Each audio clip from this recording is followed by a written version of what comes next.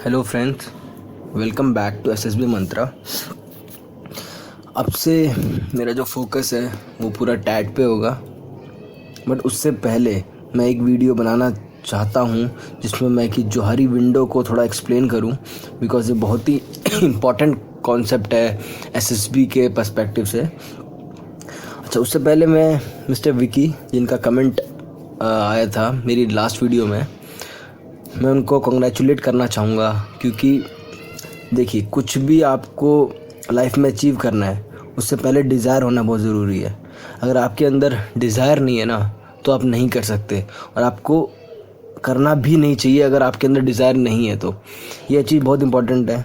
कुछ लोग क्या होता है, वो देखते हैं कि यार एसएसबी क्लियर कर ली तो लाइफ सेटल है, अच्छी रिस्पेक्ट मिलेगी, अच्छी जॉब मिलेगी, पर फ्रेंड्स, आप वहाँ सर्वाइव नहीं कर पाओगे क्योंकि आपके अंदर वो डिज़ायर नहीं है।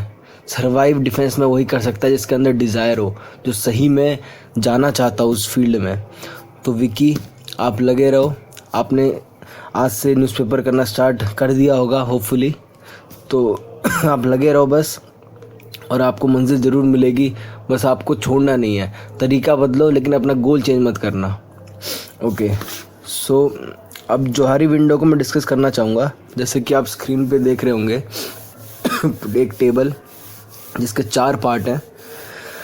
तो ये बेसिकली जोहारी विंडो का पूरा स्ट्रक्चर है। इसमें 4 पार्ट हैं। फर्स्ट पार्ट जो है उसे हम एरेना बोलते हैं। सेकंड पार्ट आपका ब्लाइंड स्पॉट है।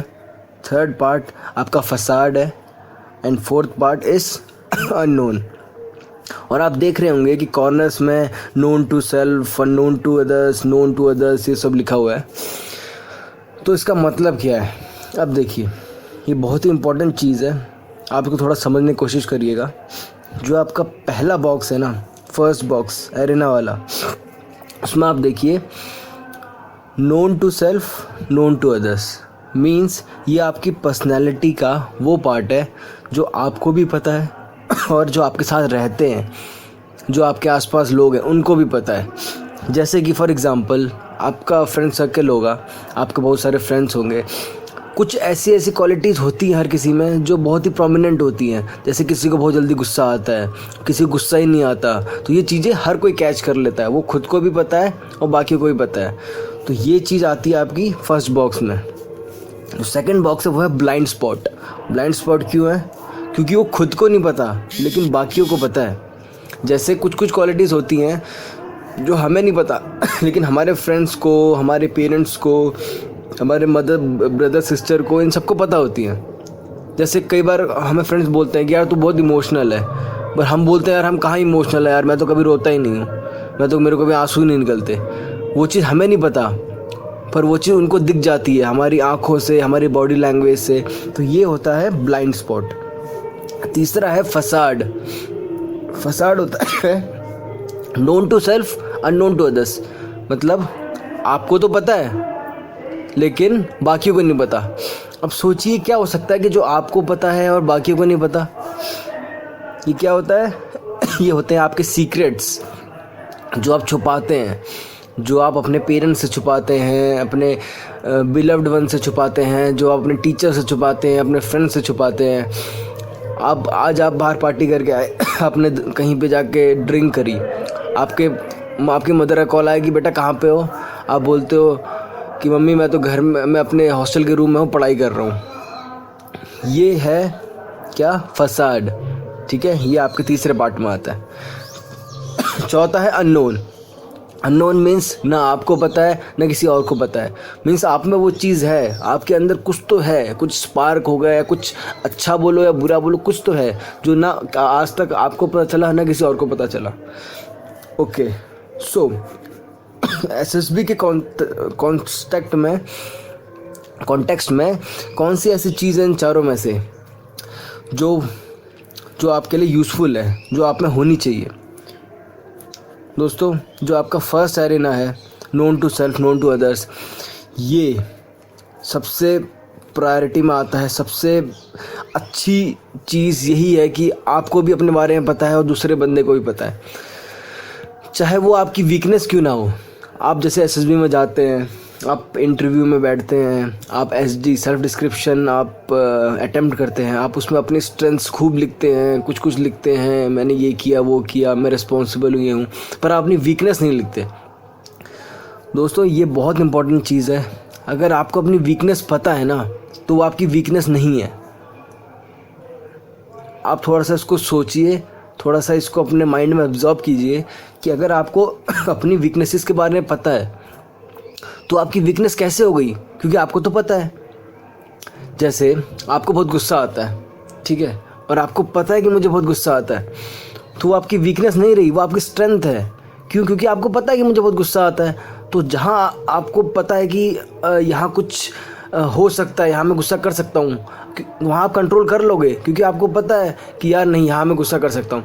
और किसी किसी जगह में गुस्सा ज़रूरी भी होता है, वहाँ आप अपना गुस्सा बाहर निकालोगे, क्योंकि आपको अपने बारे में पता है कि हाँ मेरे को गुस्सा आता है, तो आप उस जगह पे अपने गुस्से को पॉजिटिवली यूज़ करोगे। तो ये कुछ चीज़ें हैं जो आपको थोड़ी समझनी पड़ेंगी। तो जो फर्स्ट पार्ट है एरेना वाला, सबसे ट्रेनेबल पार्ट, एक एसएसबी यही चाहती है कि एक ऐसा बंदा लेना चाहती है जिसको अपने बारे में सब कुछ पता हो और बाकियों को भी उसके बारे में सब कुछ पता हो। Means he is open to all, ये सबके साथ ओपन है, जैसा अंदर है वैसा बाहर है। नाउ उसके बाद आता है second part, blind spot. Friends, blind spot में क्या होता है, आपके दोस्तों को पता है आप कैसे हो, लेकिन आपको नहीं पता चल रहा। ये भी, this is also a good trainable part. Yes, ये एक अच्छा ट्रेनेबल पार्ट है कि दूसरों को आपकी क्वालिटीज़ दिख रही है, दूसरों को पता है। भले ही आपको ना पता हो, ठीक है, आप थोड़े अनअवेयर हैं अपने बारे में, लेकिन आप में वो क्वालिटीज़ हैं क्योंकि बाकियों को दिख रही है। देखिए, कोई भी चीज़ है ना, वो हमेशा आप थर्ड पर्सन के पर्सपेक्टिव से अच्छा समझ पाते हैं। तो इसीलिए अगर सामने वाले को आप में दिख रहा है कुछ, तो मतलब आप में कुछ ना कुछ बात है, आप में ट्रेनेबल कैपेबिलिटी है। तो सेकंड पार्ट देखो, ये तो हो गया फर्स्ट एरेना जो सबसे फर्स्ट प्रायोरिटी पे है। उसके बाद आ गया सेकंड ब्लाइंड स्पॉट। अब तीसरा फसाड।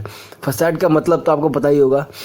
फसाड का मतलब भी वही है, मतलब इससे नेगेटिव कुछ नहीं हो सकता। जो आपने अंदर अपने छुपा के रखा हुआ है, जो आप झूठ बोल रहे हैं अपने पेरेंट्स से, जो कि जनरली होता है एसएसबी में। अगर आपसे इंटरव्यू में पूछा जाता है कि do you have a girlfriend, आपकी गर्लफ्रेंड हो गया फिर भी झूठ बोलोगे कि no I don't have a girlfriend, और वो सामने वाला जो 20 साल का एक्सपीरियंस लेके बैठा है, आपको क्या लगता है आपको पकड़ नहीं पाएगा?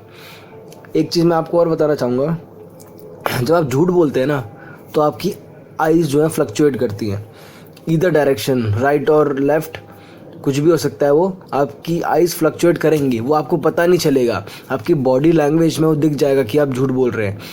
और अगर उस पर स्ट्रेस डाला जाए, तो जो आपका उससे रिस्पॉन्स निकल के आएगा ना, उससे वो सामने वाला आपको पकड़ लेगा कि आप झूठ बोल रहे हैं। तो आपको झूठ बोलने की ज़रूरत ही नहीं है। एक चीज़ मैं चाहूँगा, जो लोग मुझे फॉलो कर रहे हैं उनसे एक चीज़ बोलना चाहूँगा कि आपकी लाइफ में कुछ भी ऐसे सीक्रेट्स हैं ना जो आपने बता नहीं रखे हैं, जो आपको होल्ड करके रखते हैं, जिस एक झूठ से आपको 1000 झूठ बोलने पड़ रहे हैं, आप वो चीज़ बोल दो जाके। प्लीज़ आप ऐसा करो, अपनी मदर को कॉल करो, अपने फादर को कॉल करो और उनको जाके बोल दो जो भी है कि माँ मेरी ये गर्लफ्रेंड है, मैं इतनी बार मैंने ड्रिंक किया है, या मैं करता हूँ, मैं सिगरेट पीता हूँ, मैं जो भी करता हूँ, जितनी बुरी आदतें हैं ना सब बोल दो। इससे होगा क्या? इससे ये होगा कि हो सकता है कुछ टाइम के लिए आपकी माँ आपसे नाराज़ हो, आपके फादर आपसे नाराज़ हो, लेकिन जो उसका लॉन्ग टर्म इम्पैक्ट है ना आप पे और आपके पेरेंट्स पे, वो बहुत सही अच्छा होगा। आपके पेरेंट्स को इतना आप पे ट्रस्ट होगा कि आपने सच बोलने की हिम्मत की, वो आपको थोड़े दिनों माफ़ कर देंगे और आप अपने आप को माफ़ कर देंगे, और आप फील करोगे कि अंदर से, आपके अंदर से एक बोलते हैं ना बोझ हल्का हो जाएगा। आपको ऐसा लगेगा कि यार हाँ, अंदर से आप बहुत अच्छा फील करोगे, बहुत रिफ़्रेशिंग फील करोगे। तो ये आप अगर कर सकते हैं तो करिए, नहीं कर सकते तो that's up to you. Next है अननोन पार्ट। अननोन हो गया जो ना आपको पता है ना किसी और को पता है। अब ये तो वही बात हो गई यार कि मतलब आपके पास वो चीज़ है पर ना आप किसी को दिखा पा रहे हो ना खुद देख पा रहे हो, तो इसका भी इतना कोई यूज़ नहीं है।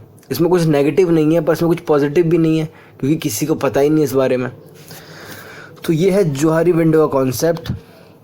आप इसलिए बोलते हैं कि अपने बारे में आप इंट्रोस्पेक्ट करके जाइए, कि आपको अपने बारे में पता हो, दूसरों को भी आपके बारे में पता हो। अगर आपको अपने बारे में नहीं पता फिर भी चलेगा, लेकिन दूसरों को दिखना चाहिए वो। और जो तीसरा था जो मैंने आपको बताया, प्लीज़ ऐसा कुछ ना करें आप कि आपको छुपाना पड़े लाइफ में अपनी। तो ये था जोहारी विंडो का कॉन्सेप्ट। अब नेक्स्ट वीडियो से मैं टोटली टैट पे एक स्टोरी प्रेजेंट करूँगा और उससे आपको समझाऊँगा concept. So thank you very much friends.